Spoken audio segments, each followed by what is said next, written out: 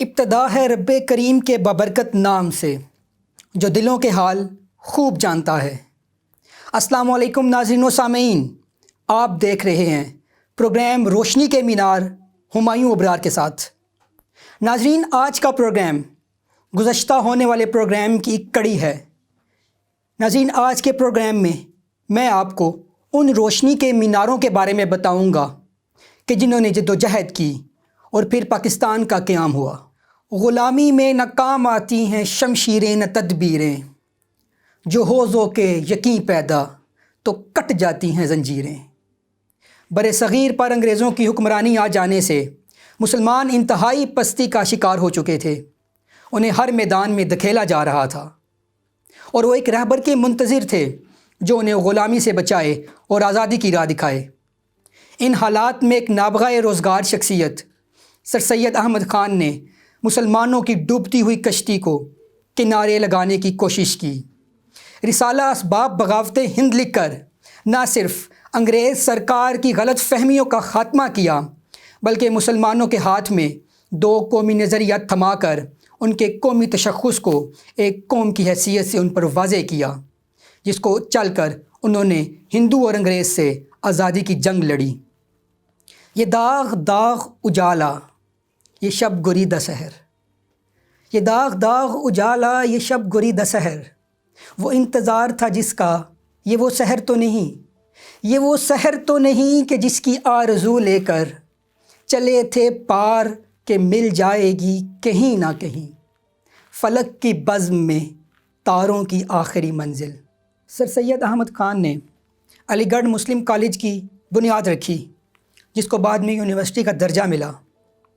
سر سید نے مسلمانوں کو انگریزی تعلیم حاصل کرنے کی تلقین کی۔ علی گڑھ مسلم کالج کی بنیاد کا مقصد مسلمانوں کو جدید سائنسی تعلیم سے آراستہ کرنا تھا تاکہ وہ انگریز سرکار کی مکاریاں سمجھ سکیں۔ نشانے راہ دکھاتے تھے جو ستاروں کو، ترس گئے ہیں کسی مرد راہداں کے لیے، نگاہ بلند سخن دل نواز جاں پرسوز،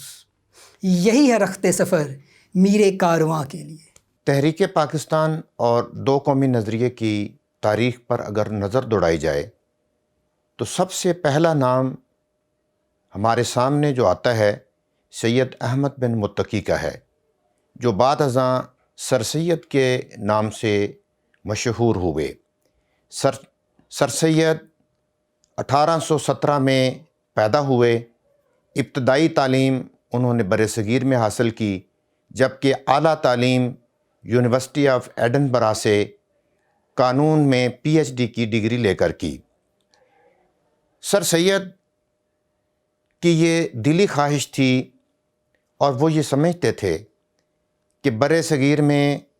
مسلمانوں کا اعلیٰ تعلیم حاصل نہ کرنا اور بالخصوص انگریزی تعلیم حاصل نہ کرنا ان کے پست رہنے کی ایک بڑی وجہ ہے۔ یہی وجہ ہے کہ انہوں نے تعلیم کے میدان میں اور صحافت کے میدان میں کام کو آگے بڑھایا، رسائل و جرائد جاری کیے اور علی گڑھ میں مسلم کالج جو بعد ازاں مسلم یونیورسٹی بنی وہ قائم کی تاکہ مسلمانوں کو تعلیم کے میدان کے اندر لایا جا سکے۔ اگر دو قومی نظریے کی بات کی جائے تو سر سید ابتداءً متحدہ ہندوستان کے قائل تھے۔ وہ سمجھتے تھے کہ وطن جو علاقے سے بنتا ہے، لیکن بعد ازاں 1857 میں بنارس جہاں وہ خود مقیم تھے، وہاں پہ جب ہندوؤں نے لسانی تحریک شروع کی اور اس تحریک کا جو بنیادی نقطہ یہ تھا کہ اردو کی جگہ پہ ہندی کو سرکاری اور عدالتی زبان جو ہے وہ بنایا جائے اور عربی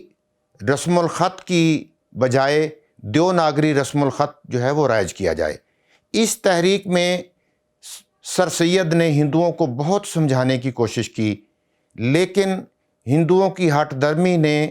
سر سید کو اس بات پہ مجبور کیا، اس بات کو سمجھنے میں بہت اہم کردار ادا کیا کہ برصغیر کے اندر ایک نہیں دو قومیں آباد ہیں۔ اور میں یہ سمجھتا ہوں کہ یہ دو قومی نظریے کا وہ موڑ تھا جہاں پہ سر سید نے خود جو ہے وہ آگے بڑھ کر جو ہے وہ مسلم قائدین کو اس بات پہ قائل کیا کہ برِ صغیر کے اندر ایک قوم نہیں بلکہ دو قومیں ہیں، اور ان دو قوموں کے اندر مذہب، ان کی زبان، ان کا رہن سہن، ان کی خوشی اور ان کی غمی اور ان کا مرنا اور جینا جو ہے یہ الگ الگ ہیں۔ اور اگر امن اور سکون چاہیے، اور اگر یہ چاہیے کہ اس علاقے کے اندر امن و آشتی ہو، تو اس کا واحد حل یہ ہے کہ دو قومی نظریے کی بنیاد پر دو الگ ریاستیں قائم کی جائیں، ہندوستان اور پاکستان، تاکہ دونوں قومیں جو ہیں اپنے اپنے عقائد، نظریات، زبان، رہن سہن اور تہذیب کے مطابق جو ہے وہ زندگی بسر کریں۔ میں سمجھتا ہوں یہ وہ نظریہ تھا جس کی ابتدا سر سید احمد نے کی، اور بعد ازاں اسے علامہ محمد اقبال نے اپنی شاعری کے ذریعے پروان چڑھایا، اور اس کے بعد سید ابوالعلا مودودی مرحوم ان کی مشہور کتاب مسئلہ قومیت، جو خود مسلم لیگ کے ورکرز اور مسلم لیگ کے دفاتر سے تقسیم ہوتی رہی، اس نے اس نظریے کو بام عروج پہ پہنچایا، اور جو قیام پاکستان پہ جا کے منتج ہوا، اور قائد اعظم محمد علی جناح کی قیادت میں اسی دو قومی نظریے کی بنیاد پر پاکستان کا قیام معرض وجود میں آیا۔ ہندو اور مسلمان مذہب، تہذیب، ثقافت، زبان اور رہن سہن کے اعتبار سے دو الگ الگ قومیں ہیں، لہٰذا ان کے لیے ایک الگ وطن ہونا ضروری ہے۔ مفکر پاکستان ڈاکٹر علامہ محمد اقبال نے خطبہ الہاباد 1930 میں سر سید احمد خان کے دو قومی نظریے کو تھامتے ہوئے پاکستان کا وہ خاکہ پیش کیا کہ جس کو سامنے رکھ کر تحریک پاکستان کے عظیم رہنماؤں نے آزاد وطن حاصل کرنے کے لیے کوششیں تیز تر کر دیں۔ اقبال کے حوالے سے جب اگر ہم بات کریں تو اقبال کا کردار پاکستان کی حوالے سے بنیادی کردار ہے جسے ہم نظر انداز نہیں کر سکتے۔ اقبال کی شاعری کو ہم محض شاعری نہیں کہہ سکتے، کیونکہ وہ شاعری سے کہیں زیادہ ہے، کیونکہ بہت کم شاعر ہوں گے، یا اگر ہم شاعری پہ بات کریں، کہ جس کی شاعری کو مد نظر رکھتے ہوئے کوئی ریاست وجود میں آئی ہو، کوئی نظریہ ڈیولپ ہوا ہو، کوئی بات ہوئی ہو۔ ایسی چیزیں نہیں ہوتی عام طور پہ، لیکن اقبال کی شاعری کی یہ کوالٹی ہے کہ اس میں اسلام ہمیں نظر آتا ہے، ہمیں اس میں کردار نظر آتا ہے۔ ہونا یہ چاہیے تھا کہ تقسیم پاکستان کے بعد، تقسیم ہندوستان کے بعد یہ ساری چیزیں ہونی چاہیے تھیں کہ ہمیں اسلامی کردار یہاں پہ نظر آتا۔ جو اقبال کی شاعری ہم نے بات کی، اقبال کی ہم اتنی بات کرتے ہیں، لیکن ہم میں وہ ایمان وہ نظر نہیں آتا۔ ہمارے یہاں ذخیرہ اندوزی اسی طرح ہی ہے، ہمارے یہاں ایمانداری، اپنے فرائض کو ایمانداری سے انجام دینے کی عادت نہیں ہے۔ ہم اس مقام تک نہیں گئے جو اقبال نے چاہا، یا جو اقبال کی تعلیمات ہیں، یا اقبال کی جو شاعری ہے، اقبال کی جو فکر ہے، جو ان کے خیالات ہیں، ہم اس کے قریب نہیں ہو پائے۔ اگر ہم اس کے قریب ہو جائیں، اب بھی ہمارے پاس وہ وقت ہے پاکستان میں، تو ہم وہ ساری تبدیلیاں ہم میں آ سکتی ہیں، جس کے نتیجے میں پاکستان ترقی بھی کرے گا، اور پاکستان میں ایک ایماندار معاشرہ، ایک اسلامی معاشرہ، اور ایک وہ معاشرہ جو کمیٹڈ ہوگا۔ ہر فرد کمیٹڈ اس صورت میں ہوگا جب وہ سمجھے گا کہ اسلام کیا ہے، جس میں بنیادی چیز یہ ہے کہ جو ہمارے فرائض ہیں ان کو ہم نے بہترین طریقے سے انجام دینا ہے۔ ہم نے ہر جگہ پہ وہ ساری چیزیں جو ہمیں حقوق اور ہمارے فرائض، ایک ریاست ہمارے درمیان جن کو تقسیم کرتی ہیں، جن کی بات کرتی ہے، وہ سب اقبال کو دیکھتے ہوئے سب ممکن ہے۔ لیکن نہ ہم اقبال کو دیکھ رہے ہیں، نہ ہم پاکستان کو دیکھ رہے ہیں، اسی لیے ہمارا یہ حال ہے۔ ہمارے یہاں ناپ تول میں بھی کمی ہے، ہمارے یہاں وہ سارے عیب ہیں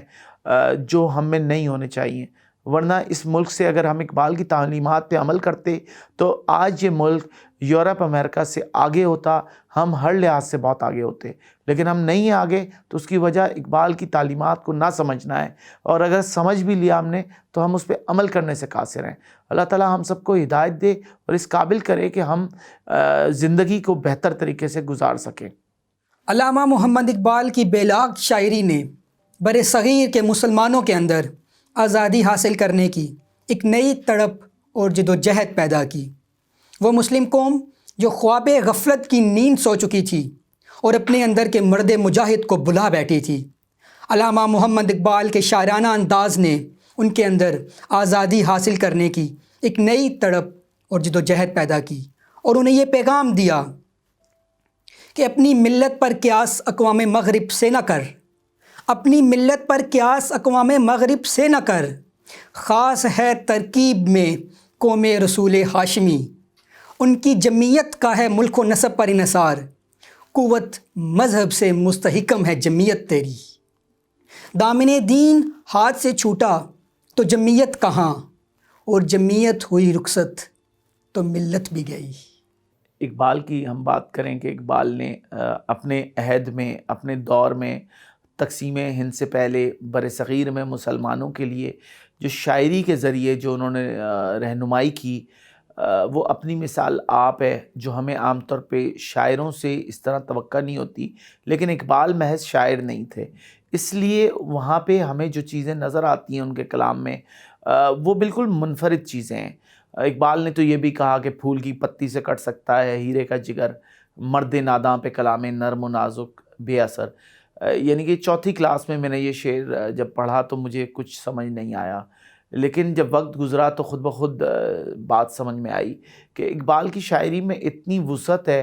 اتنی ہمیں کہنا چاہیے کہ اس میں اتنی ورائٹی ہے، اس میں اتنی چیزیں ہیں کہ انہوں نے اپنے عہد میں، اس دور میں اگر کہا جائے کہ مسلمانوں کی حقیقی معنوں میں ترجمانی کی، مسلمانوں کے خیالات کی، جذبات کی، اس تہذیب کی جو اسلامی تہذیب ہے، انہوں نے بتایا اس دور کے لوگوں کو کہ کس طرح انہوں نے زندگی بسر کرنی ہے، اور یہ ان کا کردار ان کے مقابلے پہ، کیونکہ شاعری میں کم الفاظ میں آپ بہت بڑی بات بھی کہہ سکتے ہیں، جو آپ نثر کے پورے مضامین میں بات نہیں کر سکتے، وہ آپ ایک شعر میں، ایک نظم میں آپ وہ بات کہہ دیتے ہیں۔ تو اقبال کے یہاں یہ چیز بہت زیادہ نظر آئی، اقبال نے اس سے وہ پورا ایک عہد متاثر ہوا، اور اقبال محض اپنے دور میں لوگوں کو نہیں متاثر کر رہے تھے، اپنے عہد میں مسلمانوں کو انہوں نے متاثر نہیں کیا، بلکہ آنے والے دور کے لیے بھی ان کی شاعری میں، ان کے افکار میں، ان کے خیالات میں، آنے والے دور کے لوگوں کے لیے بھی ایک روشنی تھی، ایک امید تھی جو حال تک ہمیں لے کے آتی ہے۔ اور آپ سوچیں کہ وہ ایسی روشنی جس نے اقبال کو اپنے دور میں بھی زندہ رکھا، اور نہ صرف اقبال کو زندہ رکھا، ان کے خیالات نے اس مسلمان قوم کو جگانے میں، ان کے کردار سازی میں بنیادی کردار ادا کیا، اور وہ مطلب اس دور تک وہ چیز محدود نہیں ہے، وہ موجودہ دور تک بھی ہے، اور آنے والے وقتوں میں بھی یہ چیز اقبال کی شاعری، اقبال کا کلام، اقبال کے خیالات، اقبال کی افکار ہمیں آنے والی نسلوں کو بھی اسی طرح منور کریں گی، روشن کریں گی، اور یہ چیز بہت اہم ہے۔ ان کوششوں کے روئے رواں غلامی کی شب و تار کو آزادی کے انوار سے ہمکنار کرنے والے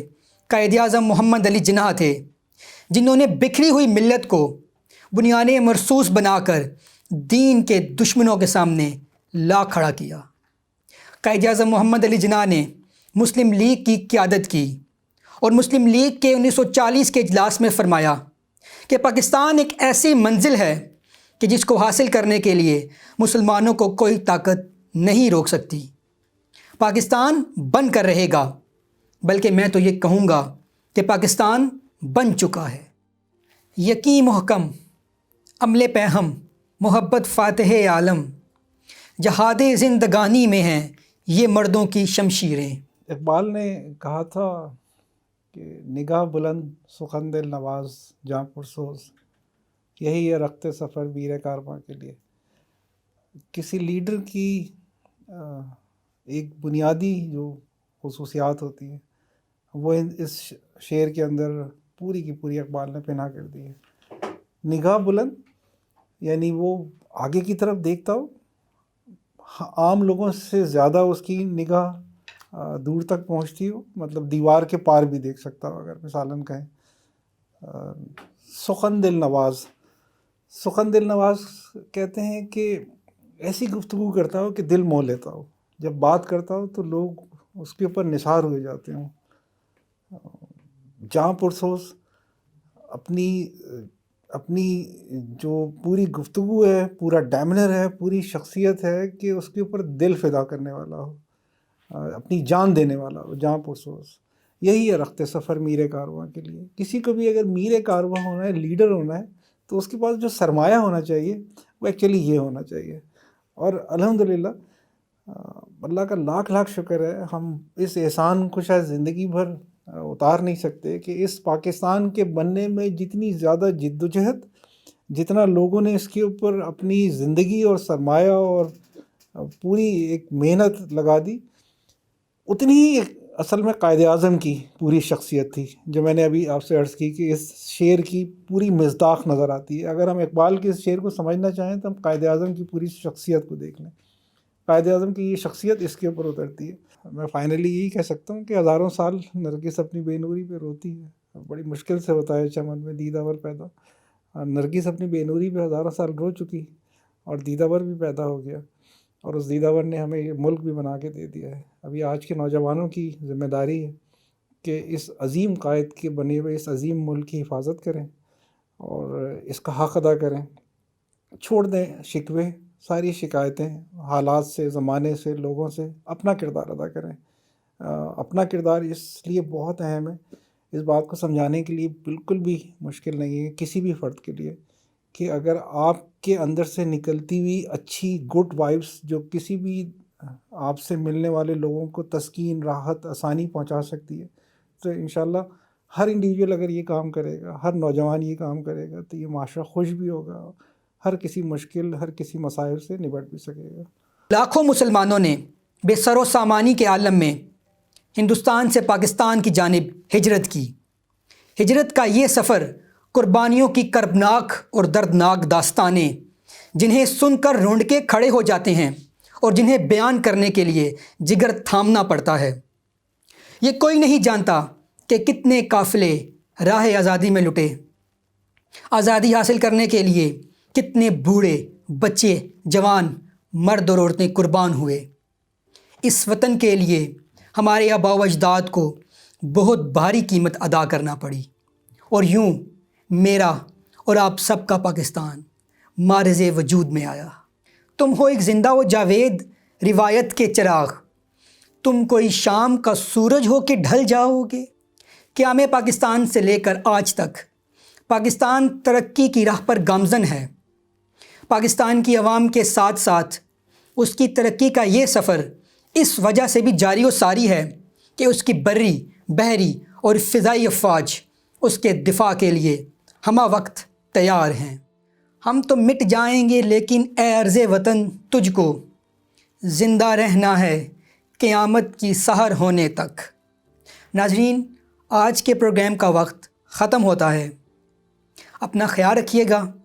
اور دیکھتے رہیے روشنی کے مینار ہمایوں ابرار کے ساتھ. اللہ حافظ.